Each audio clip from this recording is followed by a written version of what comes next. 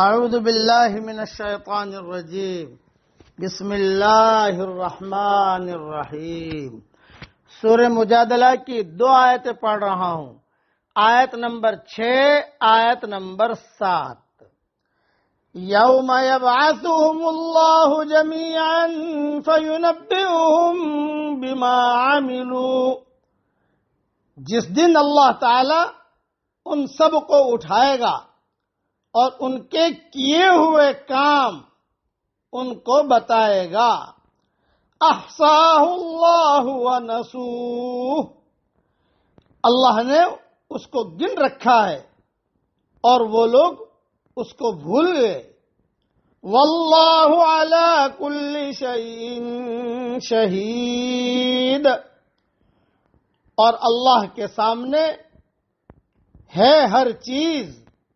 تھوڑی تشریح سن لیجئے، یہ ذہنوں میں پیدا ہونے والے اشکال کا جواب ہے کہ گناہوں کی اتنی کثرت اور اتنا تنوع، اتنے ہم نے گناہ کیے تو ان کا احصاء، ان کو یاد رکھنا بظاہر ناممکن ہے۔ اللہ تعالیٰ نے فرمایا تمہارے لیے یقیناً ناممکن ہے کہ تم نے جتنے گناہ کیے ہیں انسانوں، پل پل گناہ کیے، تمہارے لیے یقیناً ناممکن ہے، بلکہ تمہیں تو خود اپنے کیے ہوئے سارے کام بھی یاد نہیں ہوں گے کہ تم نے تنہائی میں کیا گناہ کیے ہیں، زبان سے کیا نکالا ہے، کسی کا کتنا مال دبایا ہے، کہاں ہیرا پھیری کی ہے، کہاں کس کو تکلیف دی ہے، تم تو کر کے بھول گئے۔ لیکن اللہ کے لیے یہ کوئی مشکل نہیں، اس نے ایک ایک کا عمل محفوظ کیا ہوا ہے۔ یہ ہے مطلب واللہ علی کل شیء شہید کا، ہر چیز لکھی ہوئی ہے۔ آگے مزید تاکید میں فرماتے ہیں الم تر ان اللہ یعلم ما فی السماوات وما فی الارض، کیا آپ نے نہیں دیکھا کہ اللہ جانتا ہے جو کچھ آسمانوں میں ہے اور جو کچھ زمین میں ہے۔ ما يكون من نجوى 3 الا هو رابعهم، کوئی سرگوشی 3 آدمیوں کی نہیں ہوتی جس میں چوتھا اللہ نہ ہو۔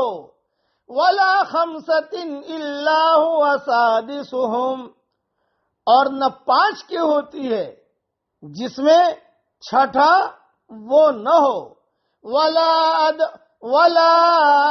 ادنى من ذلك ولا اکثر الا هو معهم اينما كانوا، اور نہ اس سے کم کی یہ زیادہ کی مگر وہ ان کے ساتھ ہوتا ہے جہاں بھی وہ ہوں۔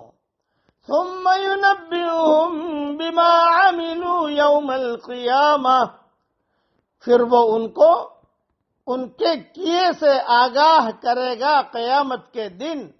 ان اللہ بکل شیء علیم، بے شک اللہ ہر بات کا علم رکھنے والا ہے۔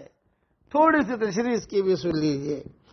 خلوت میں ہو یا جلوت میں ہو، شہروں میں ہو یا جنگل صحراؤں میں ہو، آبادیوں میں ہو یا بے آبادیوں میں ہو، پہاڑوں میں ہو، بیابانوں میں ہو، سمندروں میں ہو، فضاؤں میں ہو، جہاں بھی وہ ہو اللہ تعالیٰ سے نہیں چھپ سکتے، چھپے نہیں رہ سکتے۔ یعنی ہر ایک کو اللہ جزا دے گا، نیک کو اس کی نیکیوں کی جزا اور بد کو اس کی بدیوں کی سزا۔ نیک کو اس کی نیکیوں کی جزا ملے گی اور برے آدمیوں کو اس کے بدیوں کی سزا ملے گی۔ اللہ تعالی ہم سب کو یہ استحضار نصیب فرمائے، آمین۔ وآخر دعوانا ان الحمد للہ رب العالمین۔